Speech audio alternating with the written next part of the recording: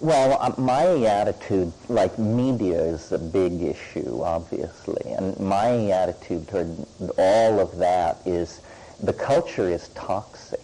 Like, here's the thing, like probably Esalen is the place where the idea was born that there are healing images, that you can heal your body and your mind through the images that you hold in your head. But I've never heard a really intelligent discussion of the implication of that. If there are healing images, there are destroying images, there are sickening images, there are toxic images, and you can bet which are being purveyed in the mass culture, because the purpose of capitalism is to imprint its products in your mind, and shock is an excellent way to do it. And the two areas where as a primate you can be gotten at most quickly is in the area of sex and violence. And so these themes for commercial purposes are just played like crazy. So my response to all of this is to say it's a meme war, is what it is. It's a struggle over how shall the world be seen and felt. And as long as you're just consuming the memes coming down through the toxic distribution system, you're a victim and a mark. And so what we have to do is send stuff up the wire. And that's why I think the web is so fascinating. And as I said, I think of it as a 60 million channel TV. And so whatever your bent is, you should put your message out there.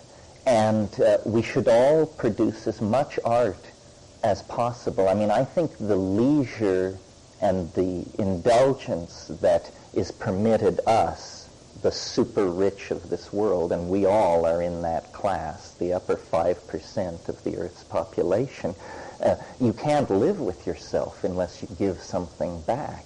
And the thing to give back is share your art, share your soul. The reason we are so controlled and abused and misused by our institutions is because we are divided from each other.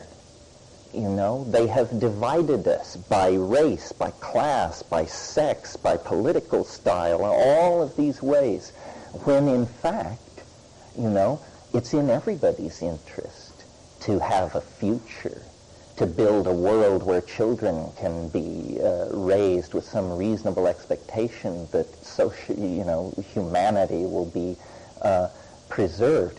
So these mass media things, radio, television, and newspapers that have arisen in the last couple of 100 years, this is where a very small group of people literally set the agenda for millions and millions of people. It's called top-down or one-to-many communication. What the web holds out is this thing called any-to-any communication. You and I can form a secret society. We can form a secret society of 10 people. I can send email to 10,000 people if I want. The playing field has been tremendously leveled. And then the quality of what we produce can tip the balance still further. So I think, and the tools that are put in our hands now, you know, Director, Photoshop, all of these things make it possible to communicate outside of these print-created monolithic institutions. We can't really even imagine a world like that. There hasn't been a world like that since late Roman times. I mean, the Roman hegemony was quite cohesive, but, you know, if you were living in a village in Armenia ruled by the Roman procurator, it wasn't touching you very heavily. And I think what people, the idea of the citizen is arguably toxic. The idea that we all are participating in some enormous polity works against individualism. I mean, if you tried to nail me to my politics, people can't figure out whether I'm a right-winger, a left-winger, or what I am. I'll tell you straight out, I'm an anarchist. I am an absolute anarchist. I mean, I believe in people more than abstractions or institutions. I will always rely on people. To a level perhaps uncomfortable for you. I remember back in the 60s, my line was, if you come upon a mob, you must join, because the people understand far more than you do about what is going on. And that kind of radical commitment to freedom is going to be necessary to dismantle these very, very rigid power structures that are, being shoved down everybody's throat. And so the new culture, I think, is a dispersed virtual culture on the internet that is not product-oriented. It's aesthetics should rule the world, and the best ideas should win. But we all have to stop being consumers. We have to redefine really who we are. It's a much more courageous role. I'm about 18 months ago, I moved to Hawaii, and I've lived in Hawaii off and on many times. It was not unfamiliar to me. But living off the grid, but with the net, but 10 seconds away from climaxed Hawaiian rainforest, so I can always push back from my desk and just take a walk in the woods. I realize, I think this is how people are supposed to live, dispersed over the surface of the earth, very little moving around. Vehicular travel is less and less defensible.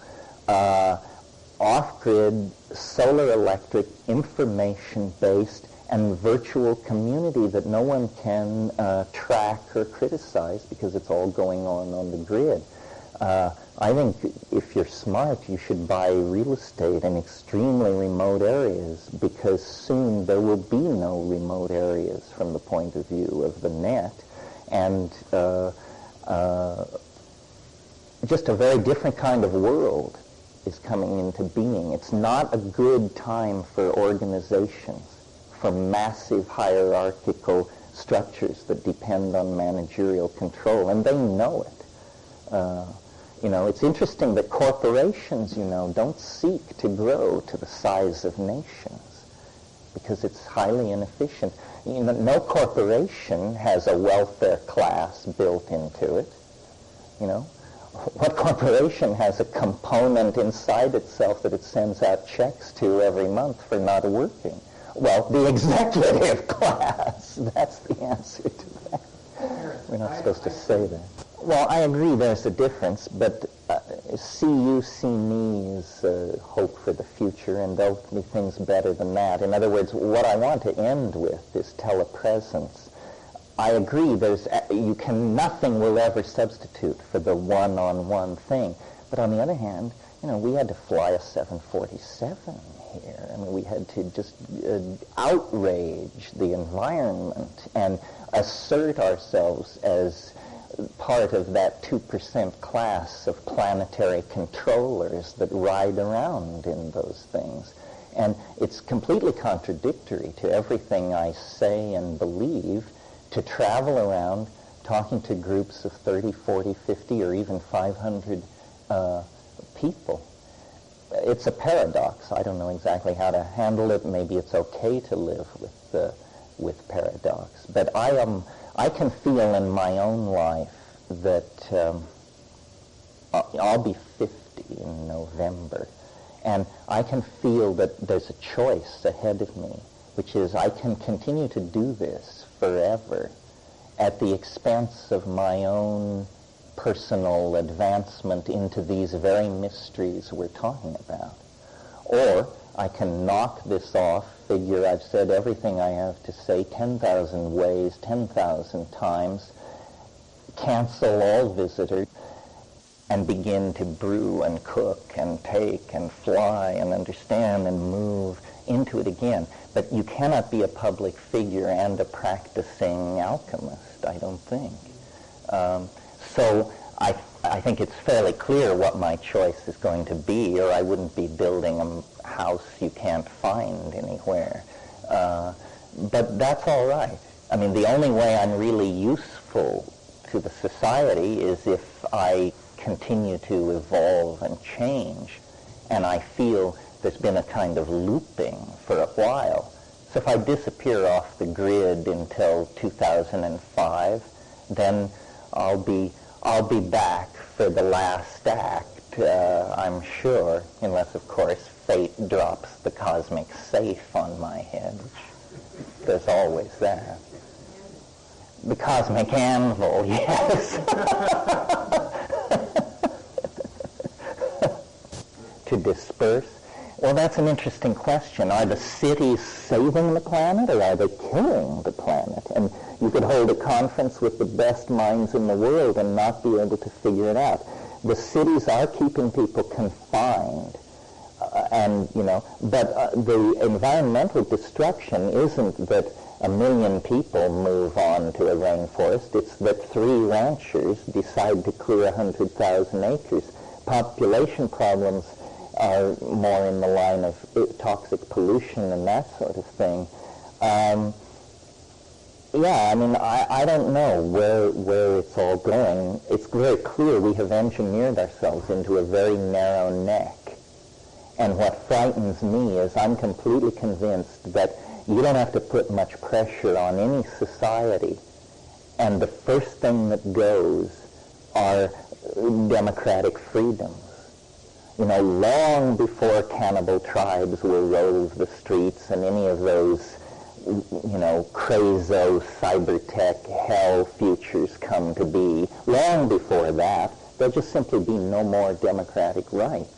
And we'll all be marching to the tune of some ideology being handed down from above. That's very dangerous. Maybe there are technological fixes. One thing we haven't talked about here, but that is interesting, and you certainly should be aware of it, is nanotechnology.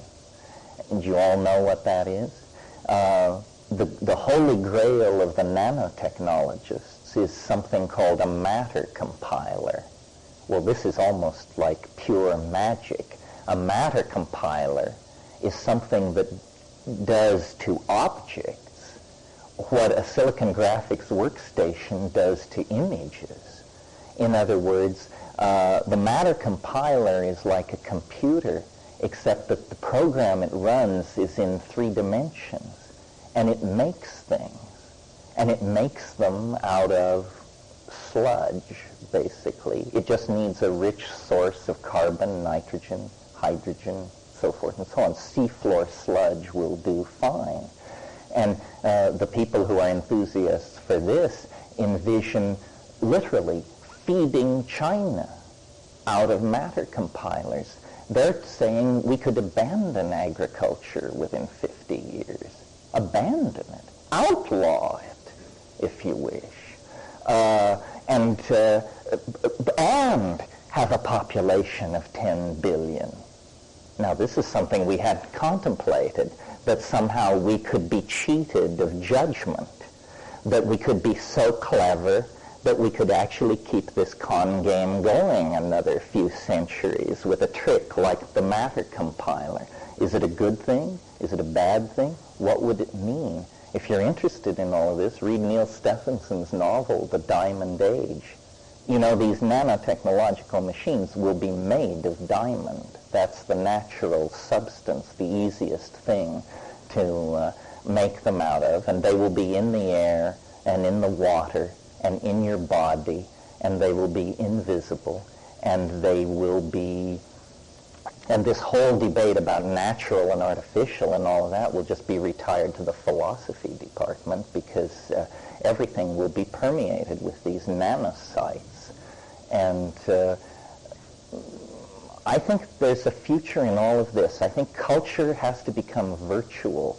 The machines must disappear. They must become very, very small. They don't have to be given up. Right now, if we spent $500 billion moving in a certain direction, well before 2012, we could produce a technology of what I call the black contact lenses. They look like contact lenses, but they're implants in your eyelids, not on your eye, but they're in your eyelid. And when you close your eyes, there are menus hanging in space. And by looking at these menus, it can track your eye movement. And the entire culture has become virtualized, internalized. And if people are living out of matter compilers, then the main task of humanity would probably be forest restoration. And people could live tribally, naked, apparently in an aboriginal lifestyle, except that everybody has instant access to the Renaissance exhibit on mathematics currently being held at the Vatican Library. I mean, this is possible. Some people live close to this right now, not implants, but close enough. And the micro-miniaturization, these black contact lenses I'm talking about, this is not nanotechnology. This is just technology. A nano enthusiast would say, no, get it down to the size so that you can just inject it, and no black lenses, no nothing. People like Hans Moravec and these people have ideas about what the future might be that are very, make my thing look very peculiar. You probably saw the interview in Wired where Moravec was saying that his great fear was that as the network is built, as everything becomes more connected, the machines are learning. And whatever they learn, they pass on to each other. And they're all connected. And so a single thing learned anywhere in the world can be passed through the net to all these other machines. And I think the humbling experience that lies between here and the end of the century is the realization that there is no magic ceiling on the intelligence of machines. We are going to make machines more intelligent than we are. In many ways, in many areas, they already are more intelligent than we are.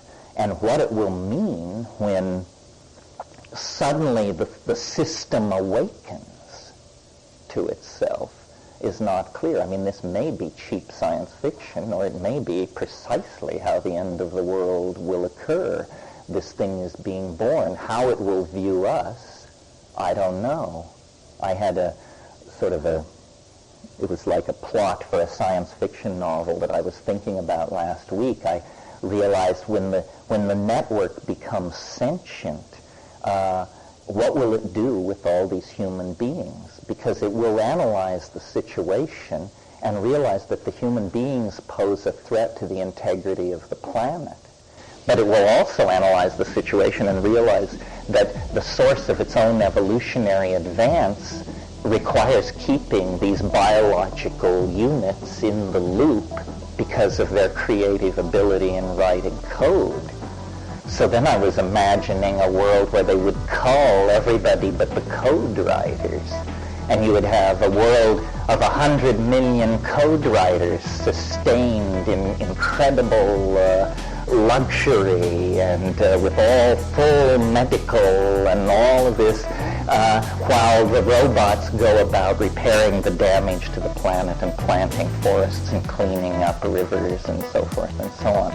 I don't know whether that's a utopia or a dystopia or what it is. I guess it depends on whether you write code. I should tell you, I don't. So that was not an elitist, although I'm learning.